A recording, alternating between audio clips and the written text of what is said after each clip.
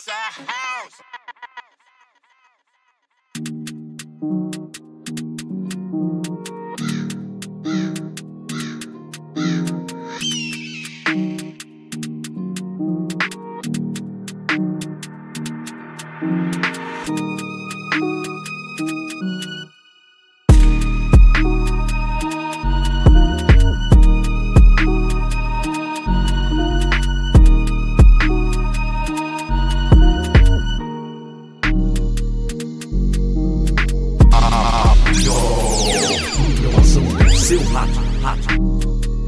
Sala de aula para entender, né? Olá, sejam bem-vindos para o Quem Podcast. Hoje a gente vai falar sobre a consciência negra com a nossa professora Ana Paula. Meu nome é Breno, esse é o Pietro e esse é meu amigo Guilherme. Pode falar, Guilherme. O que significa para você o Dia da Consciência Negra? E por que é importante manter essa data viva nas escolas e na sociedade? Olá a todos, meu nome é Ana Paula, eu sou a professora da sala de leitura, tá? E o Breno falou, né, o que significa o Dia da Consciência Negra, né? E qual a importância de manter essa data, né? No meu caso, a consciência negra não deveria ser só esse dia, esse mês, né? Mas sim os 365 dias do ano. Por quê? Para a gente sempre valorizar, né, conscientizar da importância, né, e a valorização do povo negro, da cultura negra, dos hábitos, dos afrodescendentes que tem no Brasil. Porque ainda, né, temos muito preconceito, infelizmente ainda tem muito preconceito referente à cultura do negro, né, referente aos hábitos e os costumes, tá? E aí a outra pergunta que ele falou, né, foi sobre a importância, né, de manter essa data, né, nas escolas. A escola, ela é a mediação, né, a mediação para que os alunos eles tenham acesso e através dos alunos é que a gente, né, vai conscientizar para que eles levam isso, os alunos levam isso, né, para a sociedade. Então, a importância da conscientização, da valorização, do respeito, da importância. E a escola ela é mediador desse processo. Muito bom. Mas outra pergunta aqui rapidinha. Você acha que o racismo é um problema no Brasil? Por quê? E como ele se manifesta no nosso dia a dia, mesmo parecendo invisível? Sim, infelizmente, né, ainda é um grande fator que não deveria acontecer, porque o Brasil é um país é uma mistura de raça, né, de miscigenação, né, que são várias etnias misturadas devido ao embranquecimento, né, que temos, e ainda é um tabu, né, um tabu porque ficou tão enraizado esse quesito de eu não sou negra, eu sou morena, eu sou jamba, eu sou mulata, eu sou pardo, da pessoa ela ter vergonha de ser negro. Então, o ser negro, a questão, né, deveria a cor normal, a etnia, mas assim, a expressão não deveria nem, né, existir porque somos humanos. Mas infelizmente a gente tem que reforçar, né, esse conceito da negritude, empoderar para que as pessoas elas tenham orgulho, né, dessa etnia, porque de certa forma todos nós brasileiros, né, temos o sangue negro temos o sangue, né, carregamos isso em nós. Você falou também, desculpa, da invisibilidade, né? Só a pergunta da questão da invisibilidade, você falou como assim, como o racismo se manifesta no nosso dia a dia, mesmo quando parece invisível. Sim, essa questão do invisível, né, é camuflar algo que já existe. Então a pessoa ela comete, né, o racismo, ela acha que é normal, né, esse caso de fazer piada, né, olha, você é uma pessoa preta por fora, tem uma pessoa preta por fora e tem uma alma branca por dentro. Isso daí é um racismo já enraizado que tem que ser quebrado. E como é que vamos quebrar? No processo de conscientização. Por isso, né, o dia 20 de novembro, né, que foi com a morte do Zumbi, é uma conquista, né, de ser uma conquista para ser um feriado, né, e não só dia 15, como eu falei, que tem que ser todos os dias, os 365 dias, para a conscientização da população. Sim.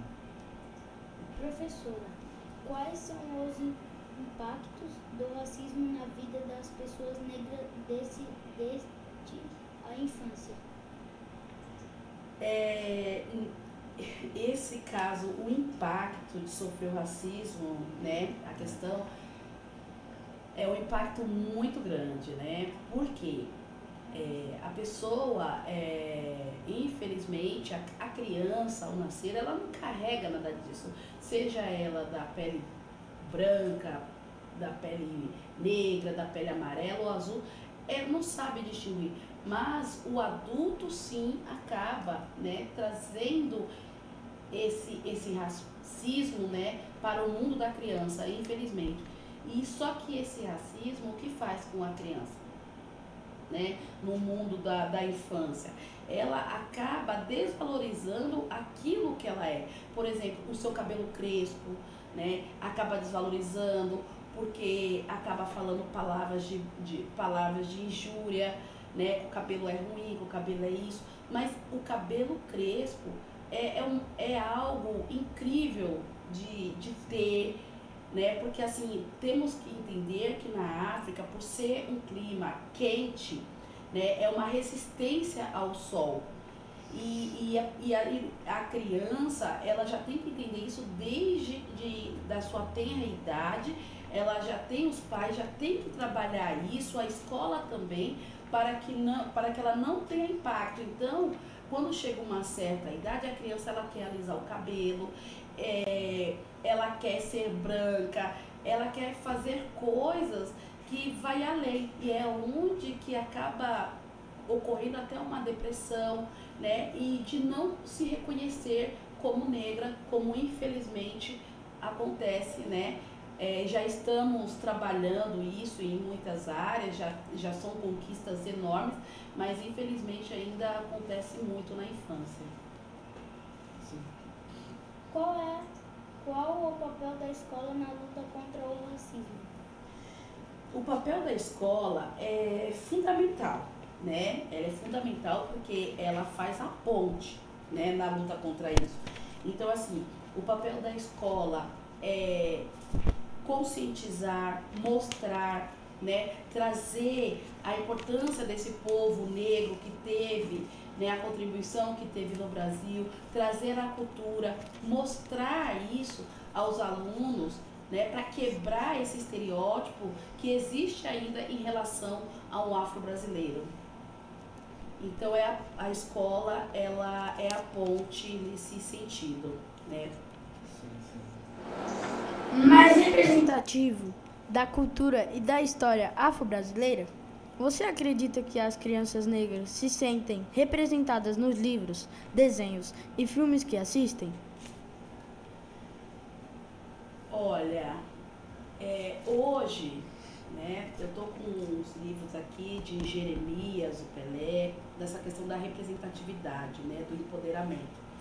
Antigamente não, né, eu vou falar para você que antigamente as bonecas eram todas brancas, eram Barbies, os cabelos louros compridos, né? E hoje, sim, a gente já tem uma representação. É pouco? Mas já estamos dando passos. Temos bonecas negras hoje? Temos, né? Já é uma representatividade, o empoderamento de descobrir, eu sou negra, eu sou uma mulher negra, né? O meu cabelo é um crespo empoderado, através da minha cultura. E assim, nós temos o livro do Jeremias, né, o Pele, que já traz essa representatividade, né?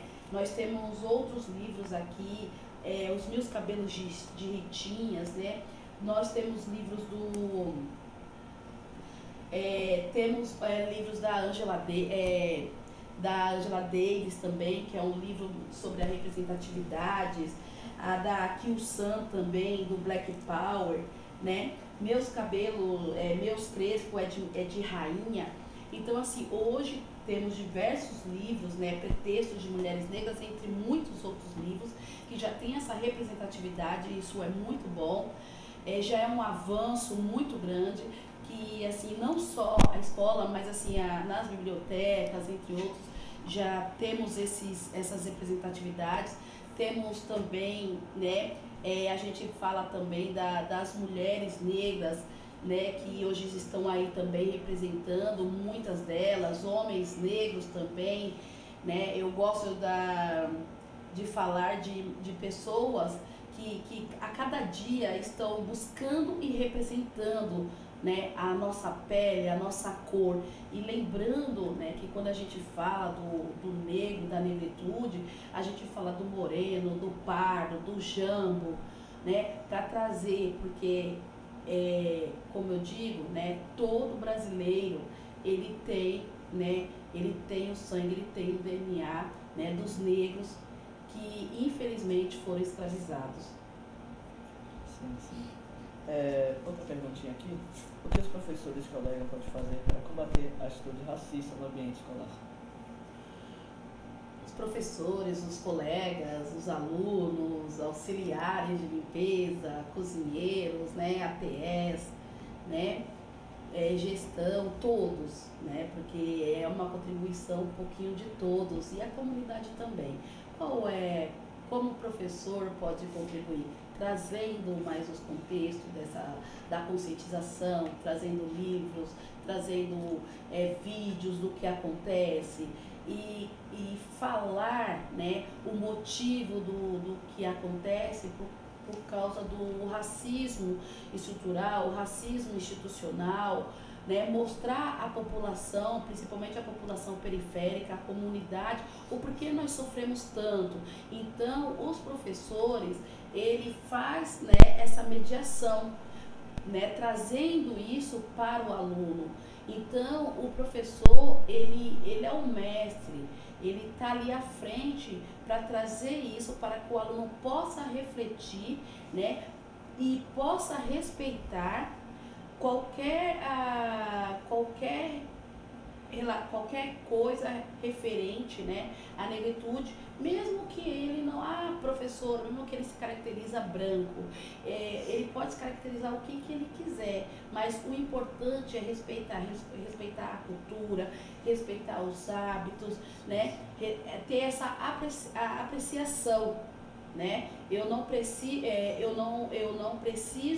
olha, eu vou amar, vou gostar, eu tenho que respeitar, né, o espaço de cada um. Muito obrigado. Professora, como a cultura negra, como música, dança, religião, moda, culinária, influencia o Brasil? É o que mais te orgulha na história e na cultura afro-brasileira? Como influencia, né?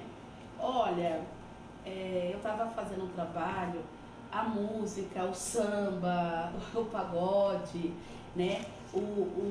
As comidas, né, que foram trazidas, também muitos temperos da África, tudo, as roupas, os trajes, né, até a nossa fala. Então, tudo está relacionado, atrelado, né, aos negros, à África. Então, assim, esses hábitos, esses costumes não tem como perder, ele não se perde, porque já está embutida entre nós a capoeira. A capoeira, né, a capoeira, depois de 1888, até então, né, antes do dia 13 de maio, os negros, né, que eram escravizados, ainda faziam os seus passos de capoeira nas senzalas, né, que senzala era sala, né, era uma sala grande, por isso que deu o nome de senzala, que ficava embaixo, geralmente, da casa do senhor, né, E ali se faziam os cultos, tudo, os rituais, mas logo depois do dia 13 de maio, que veio a República, tudo, a capoeira, por exemplo, ela foi proibida. Ela foi taxada como algo marginal, né? Então, a comida, né? Porque a feijoada, apesar ela foi, né, realizada aqui no Brasil, né, pelos negros, mas por quê? Porque o que não era utilizado o pé, né, do porco, a língua, a orelha. Então, o que os negros fizeram? Eles pegam esses pedaços e colocam no feijão para dar mais sabor e fortalecimento, né? Então, essa é uma coisa hoje típica de praticamente no país inteiro, a feijoada, o cuscuz também, entre outros pratos típicos que tem. Então, assim, hábitos como roupas, adornos, né? Até esqueci o nome do laço que a gente coloca, o turbante também, né? Que não é só, já vem de trás, para proteger os nossos cabelos.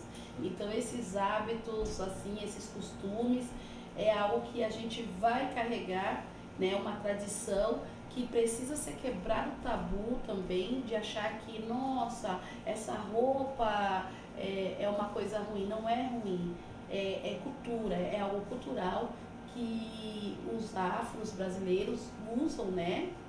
A gente usa hoje bastante, porque a gente está reconhecendo muito e porque, né, são vestes do continente africano. Muito obrigado. Outra pergunta. Você tem alguma figura negra que te inspira? Se tem, quem e por quê?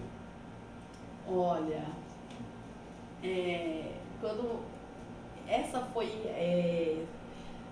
quando foi para falar sobre a figura negra que inspira, né? Eu falo para você, eu já li diversos livros, né? Já assisti diversos filmes e assim, todos os negros que lutam por algo melhor me inspiram, né? Todos, sem exceção. Mas ter um fiel assim, eu não tenho. Eu me baseio nos livros e tudo, né, de lutas que vêm, mas assim, é claro que nós temos pessoas, que nem o Barack Obama, que virou presidente, entre outros, Machado de Assis e muitos outros, mas ter uma figura, assim, uma lenda, eu não tenho, porque eu falo que o que me inspira é a minha luta, a minha própria luta, eu por ser negra e eu por lutar, então eu faço essa minha própria inspiração. Esse é um egoísmo meu. Outra pergunta. De que forma a valorização da cultura afro pode ajudar a combater o racismo? De todas as formas. A cultura afro é maravilhosa, né? É maravilhosa. A cultura, o racismo já é enraizado, né? Porque já trouxe isso já de tradição, dos brancos falar que tudo é ruim. Então, quando a gente passa a conhecer, até para eu conhecer a cultura, demorou, porque assim, o vatapá era coisa ruim, né? O dia de Cosme Damião era ruim, porque eu não tinha esse conhecimento, né? Ou fazer o samba do axé, eu falava samba do axé, eu corria, porque assim, foi passado para os meus pais, avós, pais, e foi passando para mim que isso era ruim. E aí quando você passa a quebrar esse tabu, a romper essa barreira, porque é difícil para romper, né? Você entende que é só mais uma cultura como qualquer outra cultura, que cada lugar tem sua maneira, tem a sua religião. É você pegar uma cultura asiática e você traz, você fala, nossa, a cultura asiática é linda. E por que não apreciar a cultura africana? Né? Então, a cultura africana, ela é linda, ela mostra, mas infelizmente, né, ainda há esse estereótipo, esse estigma de falar que é ruim, que vai trazer porque o preto é taxado como ruim, né? Tudo que é preto é mesa preta, a pomba preta, o gato preto vai trazer mal sorte. E isso tem que ser quebrado, esse tabu, esses mitos, né? Tem que ser rompidos, essa barreira. E para falar a verdade, nós temos que ver a cultura, né, afro-brasileira como algo normal, como qualquer outra cultura. O que cada pessoa pode fazer no seu dia a dia para combater o racismo? O que cada pessoa possa contribuir com respeito, com a tolerância e conscientização e o principal, conhecer. O que eu aprendi foi, para você criticar algo, você precisa entender melhor do que aquilo que você adora. Então, assim, como é que eu posso criticar algo se eu não conheço? Como eu posso falar igual o Gandhi, como eu posso discriminar, falar que o açúcar é ruim se eu nunca comi açúcar? Deu para entender? Então, para eu ter uma crítica, porque crítica não é só falar sobre ruim, coisa ruim, é uma crítica, pode ser uma crítica construtiva. Você precisa conhecer primeiro, né? Então, a primeira contribuição é respeitar, tolerar, né? Conscientizar e não já pré-julgar sobre algo que você só ouviu falar. Tá? Então, entender sobre a cultura africana, entender entender o modo de vida, o seu hábito, o seu costume, a sua religião, a sua comida, ter um entendimento. Aí sim você vai poder falar, né, aquilo com propriedade. Que mensagem você deixaria para os jovens sobre respeito e igualdade racial? Como podemos transformar o Dia da Consciência Negra em um momento de ação contínua e não apenas de lembrança? A mensagem para os jovens: estudar mais sobre a cultura africana, não julgar, né, romper essas barreiras de tradições, ai que não pode, ai que é ruim, ai porque, né? Porque assim, a minha família toda, eles são totalmente, assim, minha família são totalmente religiosos, né? São evangelizados. E eu quebrei essa barreira, né? De ter um olhar diferenciado, assim, eu acredito, né? Continuo seguindo a religião, mas hoje eu tenho um olhar diferenciado. Hoje eu tenho um olhar de preciosidade sobre a cultura afro. Eu tenho um olhar admirável sobre os candomblés, sobre os umbandistas, né? E sobre qualquer outra religião. Respeitar, tolerar, conhecer, principalmente conhecer. E isso é importante para os jovens, porque assim, eu não posso já sair julgando, pré-julgando. E quando você conhece, tudo muda, né? A sua visão muda e você vê que todos nós somos seres humanos, né? Porque lembrando que o início, né, que a gente fala, o início da humanidade, ela vem de onde? Ela vem da África, né? Então, as pessoas, o humano, ele vai se modificando, mas somos únicos, o que muda é só a cor da pele. Só isso, porque o cabelo também é a mesma coisa, não deixa de ser cabelo. E com o tempo, para falar a verdade, com o tempo a gente não vai ter nem cabelo para dizer que é crespo, para dizer que é liso ou ondulado, né? Porque o nosso corpo, ele está em constante transformação de acordo com os nossos hábitos. E a última pergunta foi sobre, que você falou, né? Como podemos transformar o Dia da Consciência Negra em um momento de ação contínua e não apenas de lembrança? É o que eu falei. O Dia da Conscientização são os 365 dias. Não é apenas só no dia 20 de novembro, que o Novembro Negro, que nós chamamos, né? Que é a morte do Zumbi, né? O Zumbi foi o líder, teve uma liderança, né?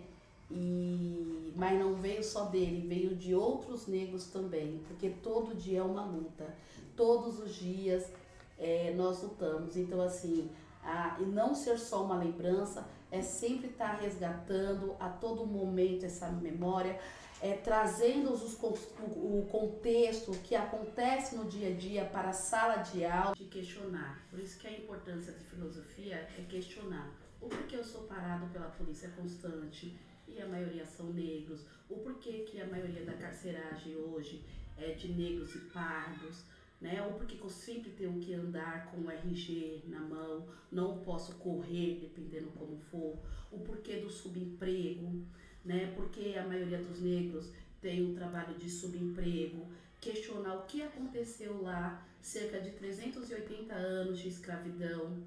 Tudo isso é importante, isso não é uma lembrança, isso é dar sempre continuidade. A importância e outra coisa, não é uma lembrança também porque tem que ser contínuo, porque temos que ocupar espaço.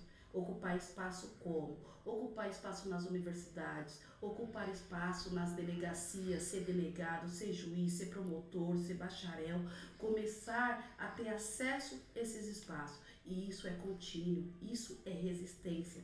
Essa resistência que os negros que foram escravizados deixaram em nosso sangue.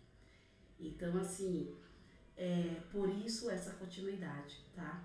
Eu agradeço pela oportunidade. Eu que agradeço. Tchau, pessoal. Esse foi o nosso Quem Podcast. Muito obrigado por assistir e falou! Tchau! Obrigada a todos.